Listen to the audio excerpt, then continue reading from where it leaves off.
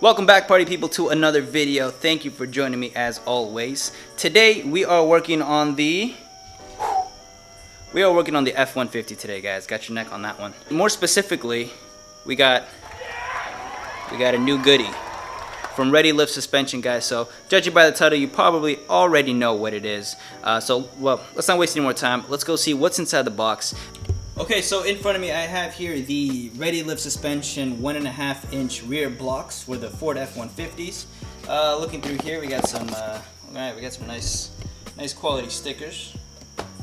We have an important please read, it's a warning card, probably telling you you're affecting your car's geometry and it's no longer factory. Okay, whatever. Here we have the instructions, and now we get to the good stuff. Let's move these packaging things behind. All right, so here we go.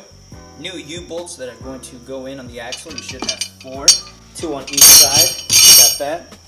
We have our new hardware, and then we have the actual rear blocks themselves.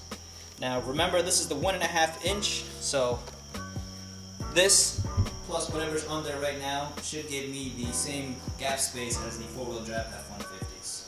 Let me just show you real quick where we are going to be working, and it's right there. So you can see the 2 U-bolts, you can see the 4 bolts hanging out. We are going to go ahead and set up our jacks and our lift. Go ahead and raise this thing because we need to get this off the leaf spring and place the block in between that piece right there. I'll show you when I'm doing it, guys. Alright peeps, here is the sit rep. Got the jack stands in place. Here's the setup. We got the hydraulic lift in the middle. We got a backup on the other side of the axle. So guys, see here, I got a block of wood.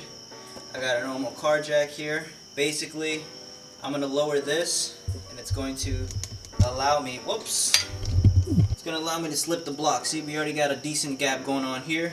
Now, as I lower this jack, we're going to increase our gap space, giving us more room to play with. Okay, now I have everything adjusted. We're going to keep lowering the axle till we have enough room to slide in the rear 1.5-inch block. I think we're getting there. Let's try it out. We got 2 little holes here. Okay, so it's gonna go on this way. Alright guys, we finally got it in. As I lowered this stand, I was able to have more room to slip in the new rear block. So now we want to make sure that those 2 align up with the rear block as I raise the axle again.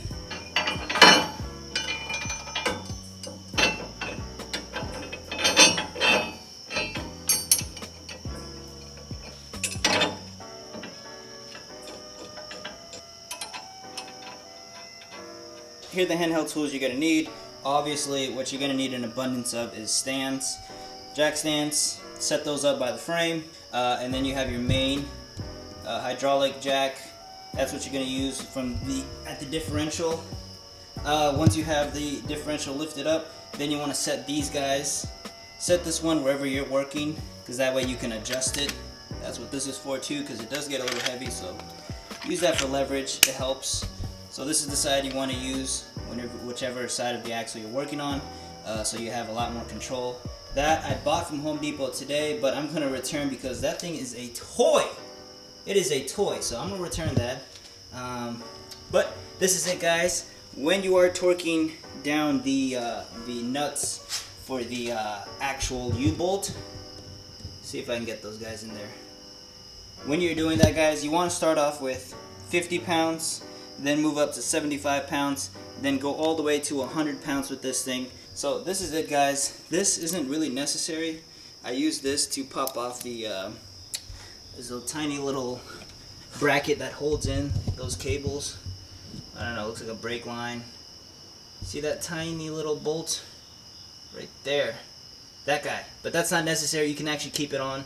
And you can also, see, I did this without even taking off the shocks, guys. And not that difficult.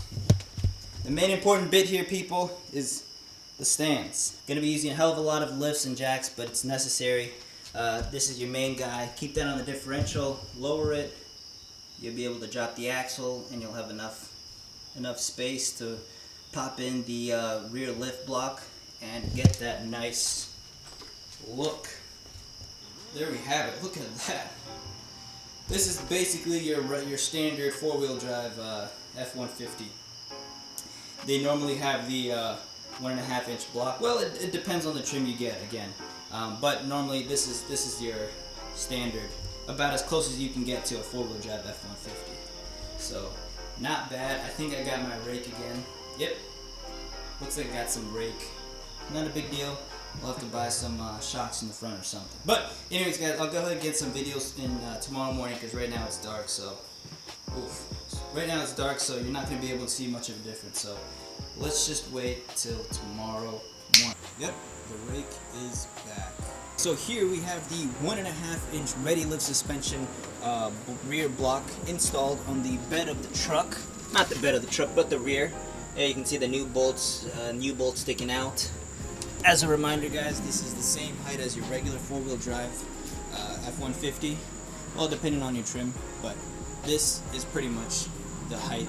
I love it. I love the way it's sitting right now. However, I just need to get the front a little bit more leveled up just to give it that rate. But other than that, guys, I flippin' love this truck and how the blocks all came out. That is what I want. Next thing on the list, guys, is to get the actual liner inside of the fender. Those little fender liners. I'll probably pick those up a little bit later just to cover that out and make things a little bit nicer. But there we have it, guys. 1.5 inch rear block, rear lift blocks on Ready Lift suspension.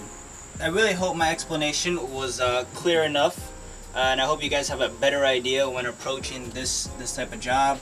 As always, just make sure you got the proper equipment stuff to lift. Picking it up from the differential, raise it up.